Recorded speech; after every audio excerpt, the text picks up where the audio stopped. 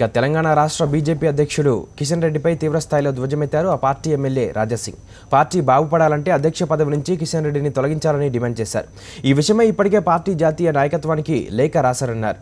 హైదరాబాద్లో మాట్లాడిన రాజాసింగ్ ఈ నెల 10న ఓయిలో తలపెట్టిన బీఫ్ ఫెస్టివల్ను అడ్డుకుంటామన్నారు. నేను ఒక్క కోరుతున్నాను, మా భారతీయ జనతా పార్టీ ప్రతి ఒక్క కార్యకర్త కానీ ప్రతి ఒక్క అధికారి కానీ నేను సెంటర్లో కూడా నేను కొన్ని లెటర్స్ నేను ఫార్వర్డ్ చేసిన. తెలంగాణ ఈ స్టేట్లో భారతీయ జనతా పార్టీ డెవలప్మెంట్ కావాలంటే ఫస్ట్ అధ్యక్ష వారికి చేంజ్ చేయాలి. ఎట్లాంటి అధ్యక్ష రావాలంటే అందరికీ తీసుకొని పోయే అట్లాంటి అధ్యక్ష రావాలి. అందరికీ తీసుకొని నడివే అట్లాంటి అధ్యక్ష వస్తేనే తెలంగాణలో భారతీయ జనతా పార్టీ డెవలప్మెంట్ అవుతుందని నేను దాదాపు నరేంద్ర మోదీ వారికి, మన అందరు అమిత్ షా గారికి, రాజ్నాథ్ సింగ్ గారికి అందరికీ నేను లెటర్ కూడా నేను ఫార్వర్డ్ చేసినాను. అదేవిధంగా బీఫ్ గురించి మీరు మాట్లాడినారు.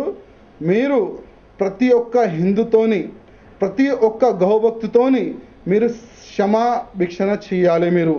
ఏదో మీరు అన్నారు ఏదైనా మాంసం తినండి, మాకు అభ్యంతరం లేదు, భారతీయ జనతా పార్టీకి అభ్యంతరం లేదు, నరేంద్ర మోదీ వారికి అభ్యంతరం లేదు, ఏదో మీరు చెప్పినారు కదా, అది చాలా మీరు తప్పు మాట అన్నారు.